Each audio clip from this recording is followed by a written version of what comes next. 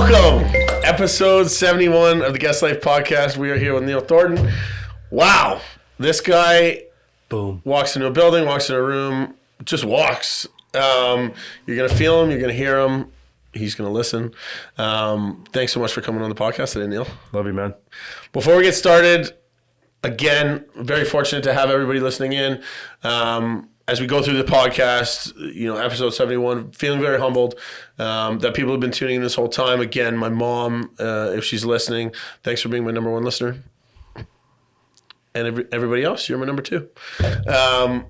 But without you guys and without incredible entrepreneurs like Neil in the cities that we manage and live in, we wouldn't have this podcast and have this platform to share our stories. So thank you so much for listening in.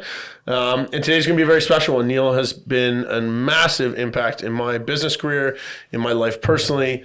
Taught me how to enter a room, taught me how to respect the room. And today is going to be a little bit about how he got there, because nobody woke up on this side of the bed and had the energy or audacity that Neil has. So Neil is the founder of the Thornton Group, who's a dynamic approach to business transformation. Has made a lasting impact on countless organizations.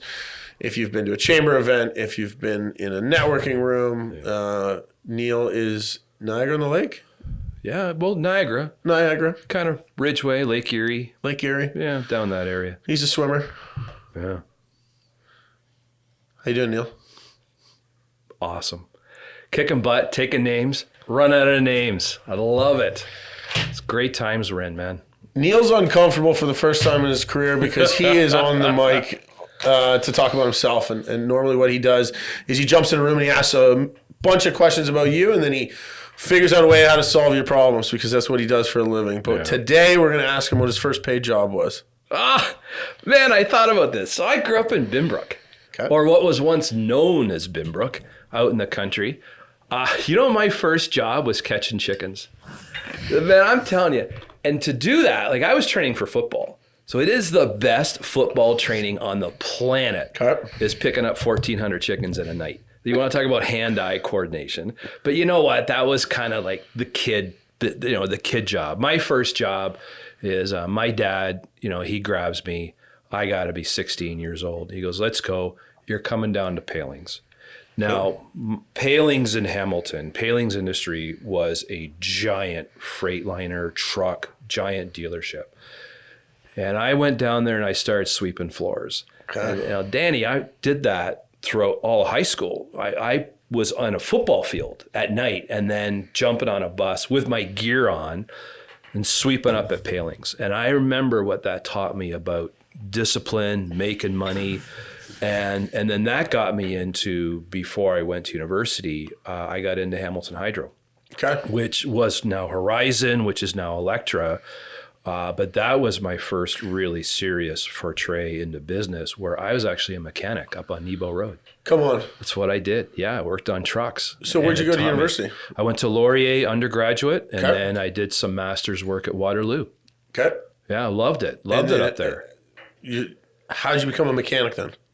Well, that's what my dad did. My dad worked in the front end of Palings for 45 years, right? Wow. And then I went down there and I was sweeping, and then I got into the trailer shop, and I spent a year doing Mack leaf springs underneath trucks. I was always pretty handy with my hands. Mm-hmm.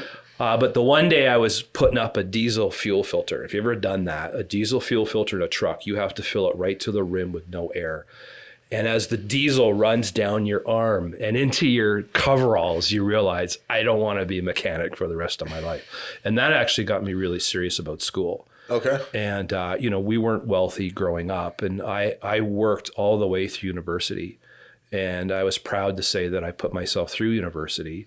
Now, going there on a football scholarship, you think that's really incredible. But then suddenly you show up to Wilfrid Laurier University for the Golden Hawks. And the guy I was playing across from as a defensive end outweighed me by about 80 pounds. Oh, wow. And I remember just sitting there going, okay, remember why you're here. And I remember I got really, really serious about school. And I actually graduated with really great marks. Awesome. And that's where I started to learn my discipline. Because you realize nobody's going to help you through school. And now I teach now, right? I've been at the college university level. I teach now, and I watch students and how they often struggle, even as business people, is you can't succeed alone. Like, you really need to build that network of people that'll really help you. And so, yeah, that was kind of my employment background. It was kind of fun. And so you've gone through school, Laurier grad. Yeah. Then went and said, you said you got working on your master's stuff? Yeah, did some master's work at Waterloo. Okay. I realized how a big university works. And let me just say, I'm more into the smaller universities where you could actually go have a coffee with your professors. And the large universities, I was asked to teach second year climatology. And it was very difficult for me emotionally at that time because as a TA in your master's, yep, we were in a room full of other TAs. And the dean came in and said, okay, Neil, you have the class. And, being from a smaller university, what does that mean? He said, well, 80% of your class is going to fail second year climatology. Really? That's how it works. And I remember looking like I was just some rural kid. Like, what does that mean? He said, we have 1,500 students in the second year program. We cannot accept that many in the third year. So I'm like, well, where do they go? Oh, they'll disappear into archaeology and sociology and stuff like that. But I realized how universities really work. And it was really difficult for me to have students in front of me breaking down. And often that was the dark side of university, the dark side of that academia where, once you've paid your tuition, you're on your own. Okay. And it was very emotional for me to do that. But I made it through. And good for you, man. And then I met this person in university. Her name happens to be Andrea. Okay. And I was actually, when I was at Laurier, the best experience I got at Wilfrid Laurier University, hands down, I worked in the turret and Wilf's, which is the student bar. And I learned more, Dan, about people, okay, money, business, scheduling, the effects of alcohol. Yep. This is in the mid 80s, right? And there was no server intervention back then.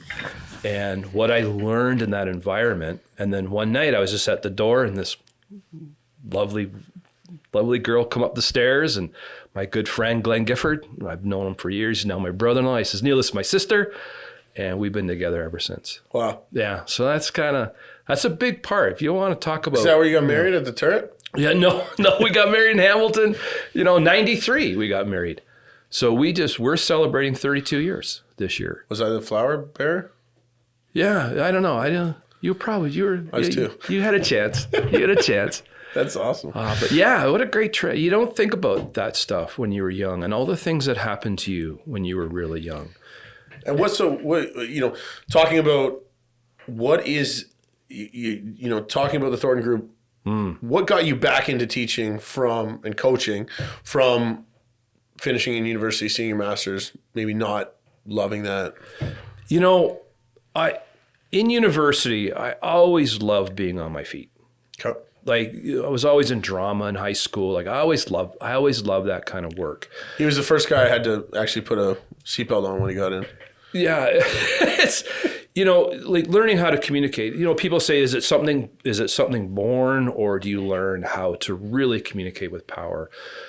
And I always loved leadership. I always studied it. I always loved it. But something happened to me when I graduated Waterloo. I started working for an organization called Movers International. Okay. And we moved people overseas. They were originally from Toronto, and there was 11 branches in North America. But we would actually move the Queen. Like, that was the level of international moving we did. Wow. And I was sitting at my desk, and this is a tough story for me to say because I got a call from HR. Congratulations as a young manager, and I'm 25 years old. Okay. As a young manager, you've been selected to take a Dale Carnegie course. Wow. And my response immediately was, I don't need a public speaking course. So very quickly, the response came back, no, we'd like to make it very clear. We want you to take a Dale Carnegie course. And then I realized that, you know what, I'm going to take it. And it was in Burnaby, BC. Oh, wow. And I went every night. And the funny part is I saw it as an acting school. And I went, it's very emotional, but I went every night, and I was there about the Penn Awards, and I won the highest award for achievement. And I love that Dale Carnegie course, but I was there acting. And then I lost my job. Wow. So I struggled learning the business. I struggled dealing with people. And I'm in a hotel room in Big Timber, Montana. Okay. And it was January 1996. And we were staying in like the hotel from The Shining. Like it was, I swear it was haunted. I'm on the end of the bed crying. Okay. Elizabeth was 2, our first daughter. She's jumping on the bed. And we were moving back home to live in my brother-in-law's basement. And I'll never forget this evening. Andrea came over to me and she handed me the book, How to Win Friends and Influence People. And she said, why don't you read it this time? And that moment changed me. Really? Because I was a cocky university graduate who didn't think I needed development. And I moved back to Ontario, and I bounced around to a few jobs, but I approached the Dale Carnegie Business Group. And I became actually an instructor for them. But they said, why don't you help run a territory? And I did that for 10 years as a managing partner of the Dale Carnegie Business Group. Now, I can tell you, Dan, the training that I received to lead a room full of business people, because at that time it was 14 evenings, 14 weeks in a row, evenings, and I had 40, 50 business people in a room. And the coaching that I went through to teach that course made my master's look like a watercolor class. Really? The psychology of coaching on the spot and teaching people how to spontaneously bring out their best is how I learned coaching from the best in the world. And that really created the Thornton Group. That's really how I got started. Wow. And I would be in front of business people and I would book meetings like I was in sales, and I would sit down with people and they go, oh yeah, you're the 4th leadership trainer has walked in this room this week, and what makes you different? And I would say, I'm part of the Dale Carnegie Business Group. And the whole room would go quiet, because for decades, hundreds of thousands of business people took that course every year. Wow. To improve their self-confidence, their ability to communicate. And I did that for 10 years, and I ran the. When did that start? Because like anyone in business, if you don't know who Dale Carnegie is, it's kind of like I remember learning about it right away. A lot of people for years, it's a bit aged now, and I can tell you, I haven't been part of that group since 2008, but I started this in 2000. I'm celebrating 25 years. Wow. In business. And a lot of people say, well, Neil, how do you know so many? Like, I've got 6,500 connections on LinkedIn. Like, I know tons and tons of people. It was from all those years of making calls and putting people in a room. And I remember people coming up to me in the 8th session, the 5th session, the 11th session, telling me that this course changed their lives. Wow. And it's very emotional when you realize the power that has in being in environments like that. And then that now carried me through to what I'm doing today. That's wild. So what was that transition into entrepreneurship? Well, it was interesting because I was never considering myself an entrepreneur, but I always, we've all done the Myers-Briggs, we've all done the DISC, we've done the True Colors, and I use a profile called Profiles International. And when I did it, let's cut to the chase. I have a manageability score of 1 out of 10 and an independence of 10 out of 10. I have to be an entrepreneur. I don't follow rules. My favorite quote is Steve Jobs. Here's the crazy ones, the misfits, the rebels, the troublemakers, the square pegs in the round holes. That's my favorite quote. But I've always liked being on the edge and doing my own thing. And I realize as an entrepreneur, you have no ceiling. You can do whatever you want. And I've worked through 3 recessions, rebuilding a business. During the pandemic, I actually doubled my business. Wow. Because I didn't see it as a threat. I saw it as a bump in the road. And I reinvented what we were doing. And I've seen you do it, right? Great entrepreneurs, the status quo doesn't exist for them. They want to be about changing and moving and always being forward. Look at the pace of change today. Look at AI and the impact it's having on every single business. You can't resist change, Dan. You have to accept it and move with it. And for everybody listening, just some of the context of this, what is your day-to-day look like, Neil? I remember asking you that, or week to week, or month to month, because I've seen you speak. You've written a book. You've challenged a room. Yeah, you've gotten people. I'm at Brock now. You're at Brock. Tell us a little bit about like what I would say. Day-to-day doesn't make sense. What's a week or a month look like for you? Well, but that's how I plan my schedule. Perfect. Is I'm a month and a week at a glance. I don't live in day tight compartments. I don't plan day by day. I work on bigger picture stuff. But we've read Rich Dad Poor Dad.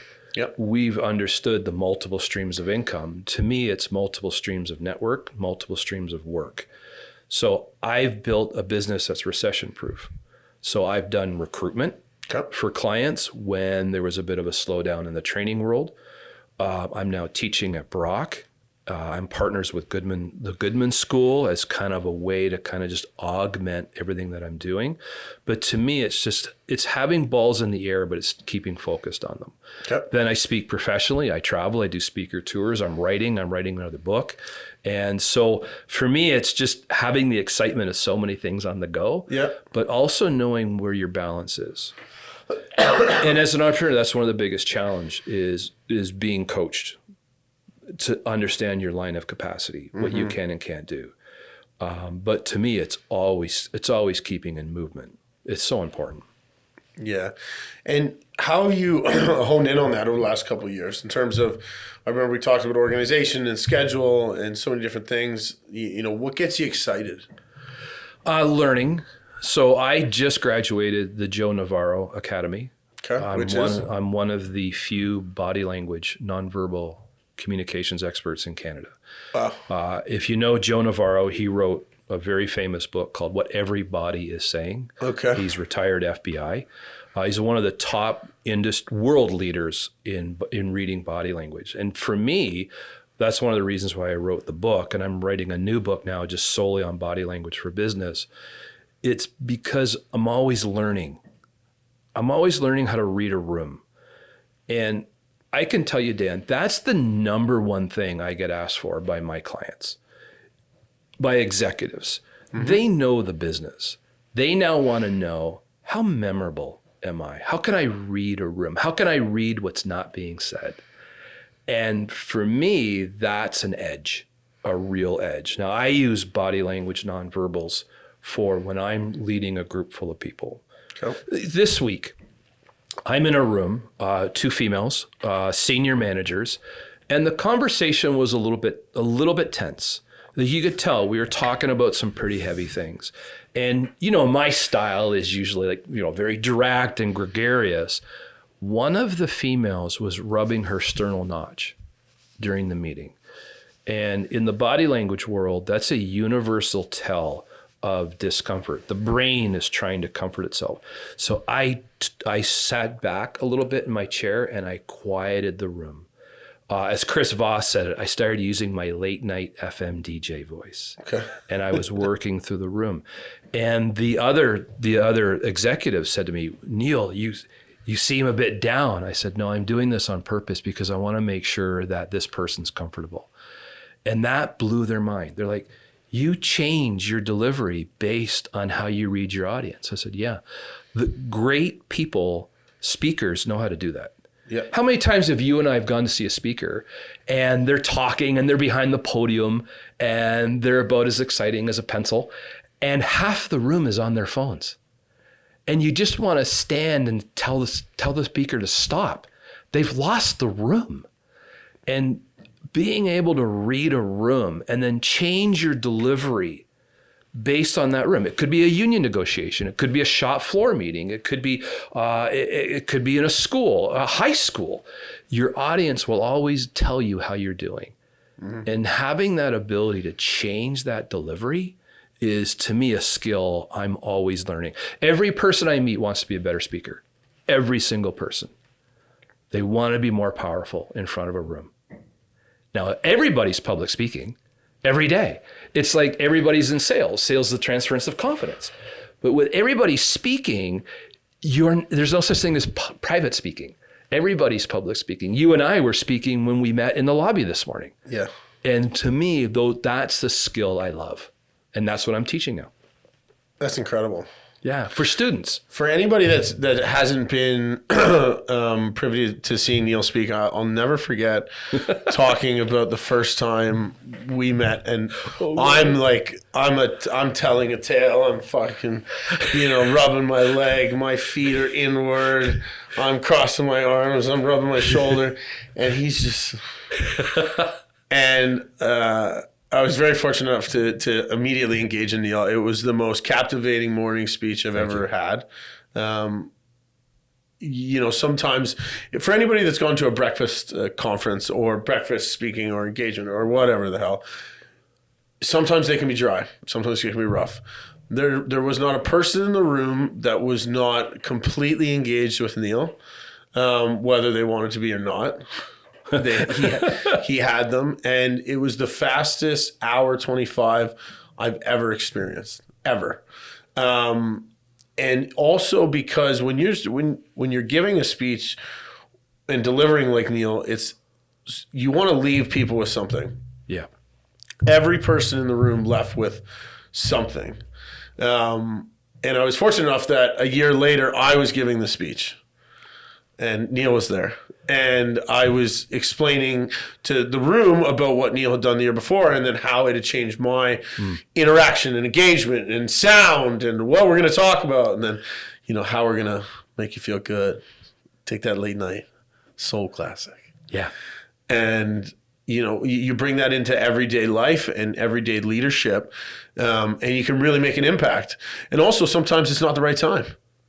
Just like you were saying with that engagement with that woman, she's feeling uncomfortable rubbing her chest. Yeah. Those tells sometimes can be there, but if you don't understand how to look for them, they're harder to find. It's interesting. I'm working with a sales team right now, and one of the gentlemen is a bit older. He's in his 50s, but he's in a room, and he has kind of that 90s sales style, a lot of splaying, like a lot of opening up, and the hands are out and, taking up a bit of space, taking some liberties, but it's almost like he's leaning back in his chair. He's really struggling reaching a newer market because that worked decades ago. Today, you have a younger generation. You have a Gen Z now entering the working world.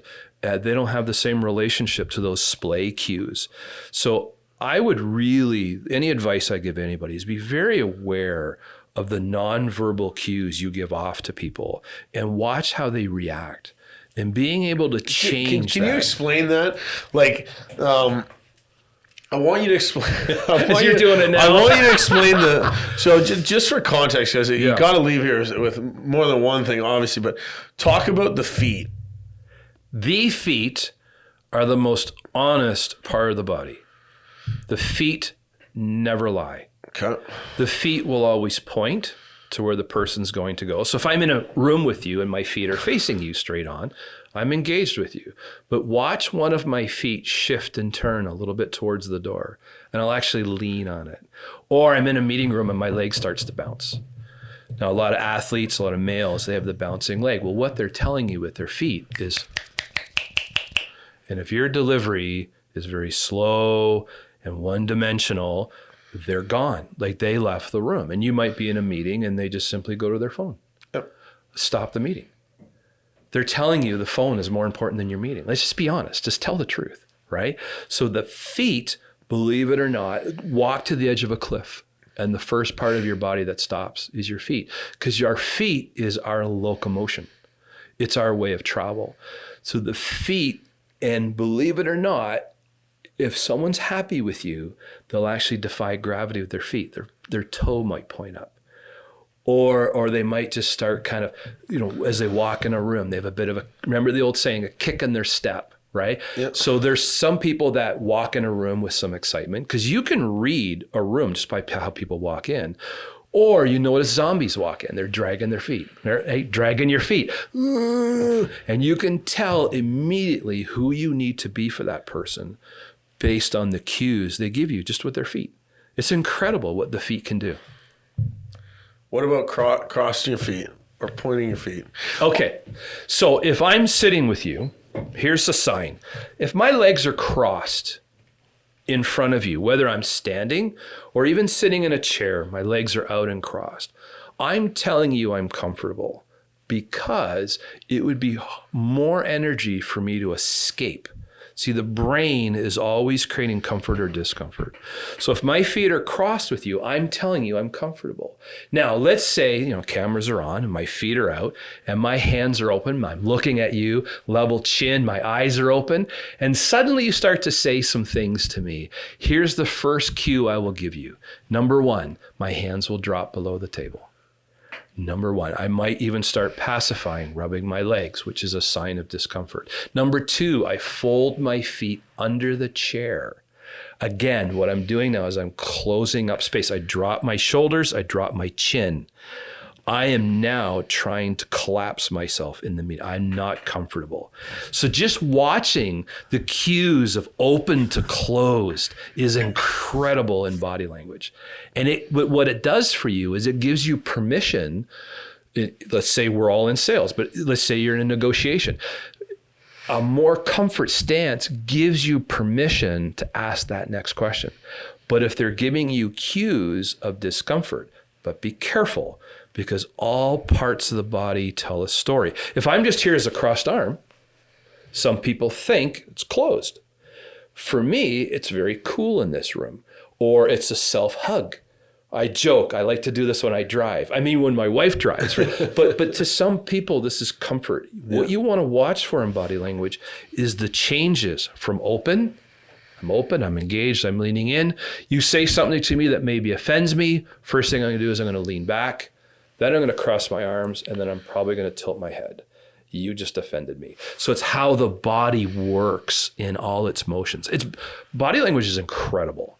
I heard you say something once that it doesn't work for relationships, though. Do not do this with your spouse. I beg of you. And please, I beg of you, do not. Sorry. Oh, I see. I had a... Neil taught me that if you cross your arms and tilt your head, that we're not having dinner tonight. Here's what you got to watch. With body language, you have to be curious. You have to be open and be prepared to be in the moment and nowhere else. If you have an agenda, if you and I have conflict, no matter what happens, I'm going to read conflict. It's what the brain does. It's how we listen for what we already know. We listen from a right or wrong or should or shouldn't be standpoint. Very few of us actually really listen. It's an incredible skill to build. But when you really listen, you're open with a person. I have two rules in life. And I think, Dan, I've shared this with you. Rule number one, every person I meet is battling a battle I don't know about. Be kind. The second rule, every person I meet, yourself included, is a teacher to me. Shut up and listen. And when you live with those two rules, the last two words I used in my last book were, how fascinating. I stole that from Ben Zander. He wrote the book, The Art of Possibility. Okay. How fascinating. And so when you're with people, you have to be genuinely fascinated with the cues that they're giving you. And don't read anything into it. But if they're giving you discomfort cues, leave the meeting and say, what was it about me that this person wasn't comfortable, this group wasn't comfortable? And, Ben Zander is the conductor of the Boston Philharmonic. And he would often say, what is it about me that my players' eyes are not shining? Shining eyes are the most telling part of body language. Really? You have an audience if you see eyes. When you and I had that breakfast meeting, how many people were on their phone? 0. At the beginning, we had everyone's eyes. At the beginning more, but yeah, it was captivating. Yeah. Now, did I stand up on stage? Well, you walked the room. Yeah. Did I stand behind a podium? You did not? Never. And so that was one of those things that I found very interesting, and coming from a level of curiosity also in how to deliver what, right? Different things can be done behind the podium if you're, reciting or introducing or something like that, taking it in stride and also being curious to how you were explaining it. Yeah, stand beside the podium. Remember, 85% of all communication is nonverbal. Why would you ever stand behind a podium and cut off half of your body? Yeah. Why would you, podiums were made for weak speakers. You and I have gone to events where somebody has read something behind a podium. Sorry for our accountant listeners. It's about as boring as a tax seminar. But when someone just stands beside the podium and they show their midsection and they just have that level of confidence that they know the material, it's so much more powerful for the listener. Yeah. Yeah, delivery is so important. And remember, the greatest athletes in the world use coaches. I use coaches. You use coaches. Yeah. I have a speech coach, right? So I'm always learning and growing. That's so important. Yeah. Well, and you can tell as your career's gone on, right? From diesel mechanic to diesel mechanic, to now like being in front of rooms. I'm a big Peter Drucker fan, and Drucker always said, culture will eat your strategy for breakfast. So you've written a book. Yeah. Yeah. Tell us a little bit about that, and then tell us a little bit about how you're shifting into your new book. Well, the book that I just wrote is Presence, Impact, and Influence. And there I share a lot on leading change, a lot on management tools, but really it was about the questions I get asked the most. And it really is by executives. I really want to develop my presence in front of a room, my impact that I have and the influence I have with people. And I've always been a big leadership guy, right? I study leadership. And I realize that my definition of leadership now is what people say about you when you're not in the room. And we live in a world now where your brand now precedes you. The people know everything about you before you walk in the room. So knowing that, I think brand reputation and what it is you're known as is so important. So if you have an opportunity to be in a room, you want to be memorable. Now to do that, you need to be courageous, not a jerk. It's not about ego, but it's about genuinely being there for your audience. And your audience could be one person, it could be an entire room. So I wrote that book, and then part of that book was an introduction to nonverbal body language. And then I went through the Joe Navarro Academy, which was about 8 months. And now being a body language expert, the new book is now going to be Body Language for Business. Because really? I find it's the number one thing I'm being asked for. Because that's what people want now. People want to know how to read a room. Yeah. And like it's interesting now with all these sales strategies. You talked about the older generation, like opening up and it's like I find now, a lot of our communication is text. A lot of our communication is phone calls and emails. Yeah. And it's harder to get in front of a room. And I think it's, a lot of people are wondering how to do it, how to text. You get a lot of those power typers. Yeah. I think, so it's 2025. Yep. And this is what I'm hearing. And this is probably why I'm the busiest I've ever been. I'm getting calls from large organizations, and this is what they want. How do we get human again? Okay. So you think, okay, the pandemic was a couple of years, but it changed us. Yeah. And you've still got some companies in Toronto that are remote. It's usually the larger cities because it's a real estate conversation, right? A lot of the peripheral golden horseshoes, they're back in the office. Yeah. But for some reason, we've really maybe lost the ability to build rapport and trust with people, respect, to gain cooperation, to change people's opinions without creating resentment, like real leadership and influence. Yeah. And I've never been busier because this is what people really want, is they want to say, I think because everything happens so fast today, the pace of change. And General Senseki said, if you don't like change, you'll like irrelevancy even less. But change is faster than ever before, which is affecting how people relate to one another. So I think the human part of business will never change due to AI, texting, our new methods of communications. But we have more generations working together than we ever have. The boomers didn't retire over the pandemic. They can't afford to, right? So you have all these generations working together that want to communicate differently. So I find great leaders now can communicate with all these different audiences. Yeah. And one size doesn't fit all. It really doesn't. One of the best things I do is if anyone's got a LinkedIn automated generated message, give it some high school slang. So if you type into Google high school slang words, no cap, you will find out that it's bussin', and it's the fun. It's one of the highlights of my day. I'll respond to people with something that they have no idea because I can't understand it, so that they can't automate another message, and then I'll get a message 3 weeks later because they don't actually check their messages. Yeah. Saying, did I offend you? Yeah.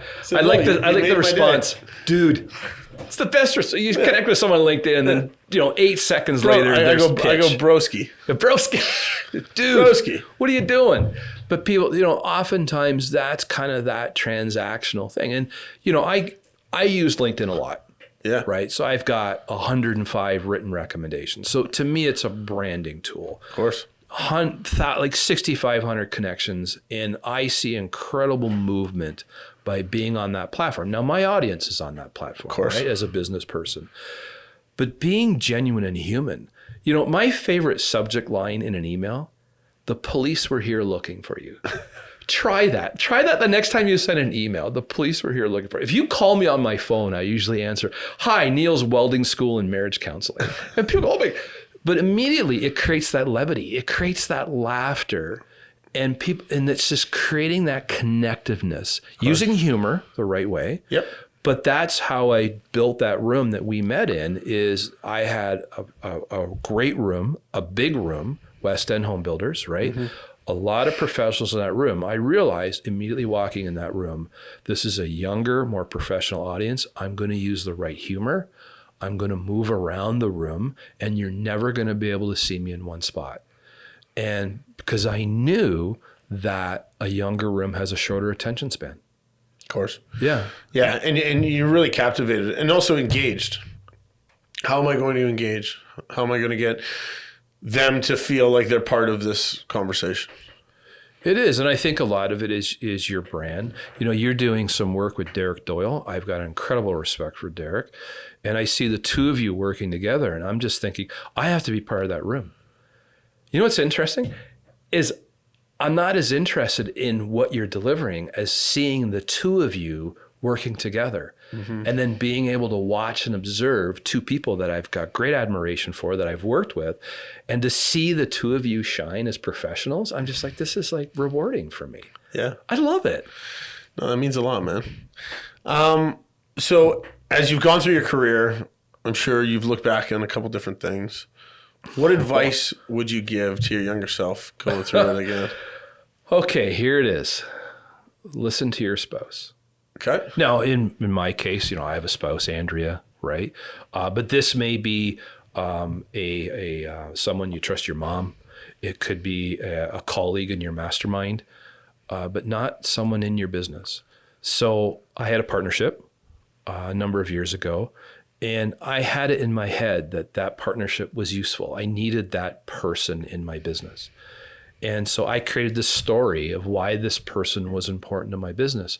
But my wife, who saw it from the outside, said, this person's not adding any. This person's not bringing anything. I'm like, no. Here's how I explained it. I'm 6 blocks up the road, and this person has a rope on me, and I needed that anchor. And my wife said, no, you don't. And it was when I severed that relationship that, again, my wife, and she goes, I told you so. And I ended up actually tripling the business by being away from that person. Wow. And it was hard for me at the time because I've got a great deal of respect for that person, but they weren't bringing the energy. And when I split off that relationship, then everybody comes out of the woodwork and says, oh, he was a wet blanket. He couldn't lead a room. And, oh, you were selling for 2 families, not just yours. And I remember saying, how come you never said anything when I was with that person? Because no one will ever tell you that, because everybody's kind. But your spouse will. Mm-hmm. So my advice is have someone in your life that when they speak, listen. Because they see things you don't see. Eckhart Tolle wrote in The Power of Now, ego and awareness cannot coexist. Okay. And you and I get caught in ego because we're out there doing things. But listening to someone who's actually watching you is incredible. That's the best advice. The other piece of advice that I always give business owners is hire slow, fire fast. Okay. That's probably one of the best pieces of advice. I love Maya Angelou. And her quote is, people will rarely remember what you did or said. They'll always remember how you made them feel. And those are like 3 pieces of advice I really give, is work on the impact you have on people.